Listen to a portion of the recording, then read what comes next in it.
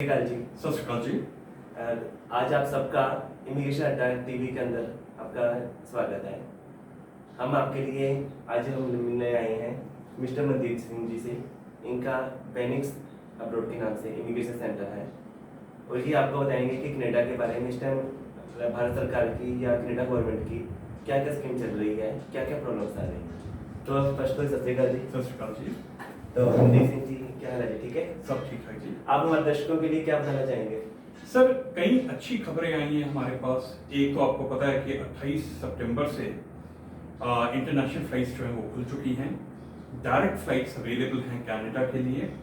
एक दूसरा, अभी भी जनवरी 2022 की इंटेक जो है वो हमारे पास अवेलेबल है।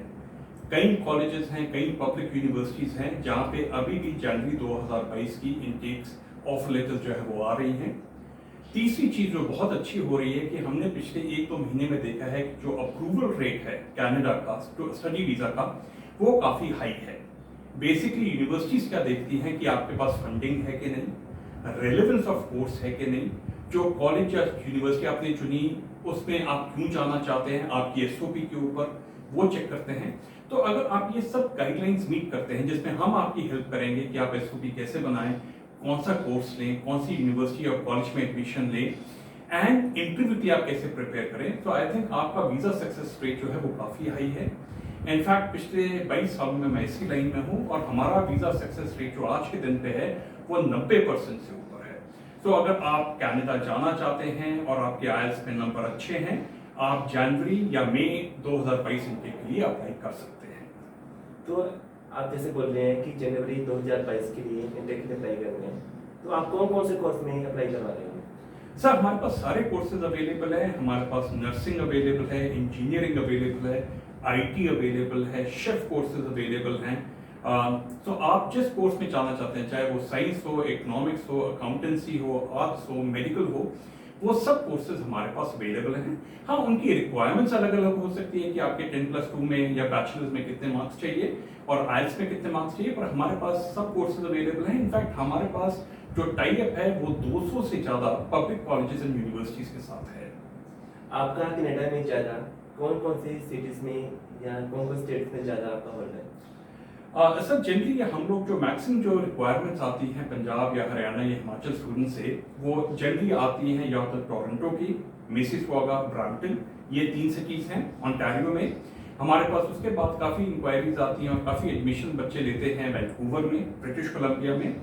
इसके अलावा मॉन्ट्रियल एक काफ़ी बच्चों में पॉपुलर है, काफ़ी बच्चे सिर्फ मॉन्ट्रियल जाना चाहते हैं तो वहाँ पे हम असिस्ट करते हैं। एंड एडमंटन जो चौथा सिटी है वहाँ पे भी अगेन रिक्वायरमेंट्स काफ़ी ज़्यादा है। तो एक इंटेक का क्या स्टूडेंट के लिए बताना चाहेंगे कि उनका मंथली खर्चा क्या आ जाएगा, सेमेस्टर का फीस क्या है? सर, फीस डिपेंड करती है यूनिवर्सिटी या कॉलेज पे, कौन से कोर्सेज पे। जनरली मैंने देखा है कनाडा में पब्लिक कॉलेज या पब्लिक यूनिवर्सिटी में जो फीस है वो 6 लाख रुपए साल से शुरू हो जाती है। तो और वो ऊपर काफ़ी जाती है, आप बेशक वहाँ पे 20 लाख रुपए साल पे भी फीस है। पर जनरली अगर आप बजट स्टूडेंट हैं, आपके पास ज़्यादा पैसे नहीं हैं या आप ज़्यादा खर्च नहीं करना चाहते हैं, तो 6 लाख से जो फीस है वो शुरू हो जाती है। तो क्या इसके लिए फंड नया फंड चल जाएगा या पुराना फंड भी चलता है? नहीं sir, visa success rate high करने के लिए फंड्स पुराने होने चाहिए। तो हम लोग जो है बैंक स्टेटमेंट 6 महीने की देते हैं, जिसमें जनरली आपके पास fees plus GIC plus second year का कुछ खर्चा अवेलेबल होना चाहिए। तो जनरली मैं कहता हूं कि अगर आपके पास कोई 15 से 16 लाख रुपए आपको शो करना पड़ेगा। ये नहीं है कि आपको 6 महीने पुराने शो करने पड़ेंगे, पर आपको दिखाना पड़ेगा वो फंड्स कहाँ से आया, आपने एफडी तोड़ी है या आपने किसी से लोन लिया है, और वो पैसा आपके बैंक में जनरली 3 से 4 महीने होना चाहिए। इसके अलावा क्योंकि हम पब्लिक कॉलेजेस एंड यूनिवर्सिटीज करते हैं, आप बहुत आराम से लोन भी ले सकते हैं कमर्शियल बैंक से या पब्लिक बैंक से। तो क्या आप लोन दिलाने में मदद करते हैं स्टूडेंट की? बिल्कुल सर, हम गाइड करते हैं कि कौन सा बैंक इस ऑफर लेटर पे आपको लोन दे देगा एंड उस वहां पे जाके फिर आप लोन अप्लाई करते हैं। पर हम आपको पूरा गाइड करते हैं कि प्रोसेस क्या है लोन अप्लाई करने के लिए।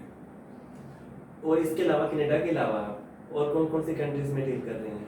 सर, इसके अलावा हम यूके में डील कर रहे हैं, यूएसए में डील कर रहे हैं, ऑस्ट्रेलिया में डील कर रहे हैं और न्यूजीलैंड में डील कर रहे हैं। मैं खुद एक ऑस्ट्रेलियन सिटीजन हूँ, तो ऑस्ट्रेलिया में भी हमारे पास कोई 70 से ज़्यादा कॉलेजेस एंड यूनिवर्सिटीज़ हैं जहाँ पे हम आपकी हेल्प कर सकते हैं। ऑस्ट्रेलिया के अलावा आप न्यूजीलैंड, यूके, वहाँ के कुछ स्टूडेंट के लिए बताना चाहें? बिल्कुल, देखिए जी, कनाडा के अलावा और भी बहुत ऑप्शंस हैं। यूएसए एक बहुत अच्छी ऑप्शन है, और एक मिसकंसेप्शन है कि यूएसए बहुत महंगा है, ऐसा कुछ भी नहीं है। इसके अलावा यूके एक बहुत अच्छी ऑप्शन है। लोगों को ये लगता है कि यूके में पीआर नहीं मिलती है, पढ़ने के बाद वापस आना पड़ता है, तो ये बिल्कुल गलत है। जनवरी 2020 में एक बहुत क्लियर लॉ पास हुआ था, जहाँ पे पढ़ाई के बाद आपको 2 साल का पोस्ट स्टडी वर्क परमिट मिलता है, और अगर आप 70 पॉइंट मीट करते हैं तो आपको वहाँ पे यूके में पीआर भी मिलती है। तो यूके एक बहुत अच्छी ऑप्शन है, यूएसए बहुत अच्छी ऑप्शन है। ऑस्ट्रेलिया अनफॉर्चुनेटली आज के दिन पे स्टूडेंट्स एक्सेप्ट नहीं कर रहा है, बिकॉज उनके बॉर्डर्स जो हैं वो क्लोज हैं। अगर आप यूरोप जाना चाहते हैं और आपका बजट काफी कम है, तो यूरोप भी एक आपके पास बहुत अच्छी ऑप्शन है, जहाँ पे फीस जो है वो लगभग 3-4 लाख रुपए से शुरू हो जाती है। तो क्या इसके लिए आइलेट कंपलसरी है?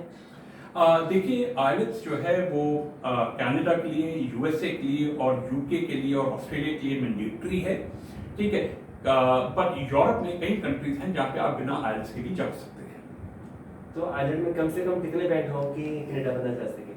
सर, आइल्स में अगर आप ग्रेजुएशन के लिए जा रहे हैं तो आपकी हाईएस्ट क्वालिफिकेशन 10+2 और आप ग्रेजुएट कोर्स के लिए जा रहे हैं तो आपके ओवरऑल 6 होने चाहिए, एंड किसी भी एक मॉड्यूल में 5.5 हो सकते हैं। अगर आप पोस्ट ग्रेजुएट कोर्स के लिए जा रहे हैं, चाहे वो डिग्री है या डिप्लोमा है, तो आपके ओवरऑल 6.5 होने चाहिए, एंड मिनिमम जो है वो 6 बैंड होने चाहिए। बहुत अच्छा आपने गाइडलाइन दिया है स्टूडेंट्स के लिए। हाँ, तो डियर स्टूडेंट्स, जब भी आप जाना चाहें तो एयरपोर्ट रोड के ऊपर वेनिक्स, ये एरो सिटी के अंदर है, वहाँ पर आप आइए और मनदीप जी से गाइडलाइन लीजिए। बहुत ही नाइस पर्सन है, आपको बहुत अच्छे तरीके से गाइड करेंगे। सत श्री अकाल जी। सत श्री अकाल जी।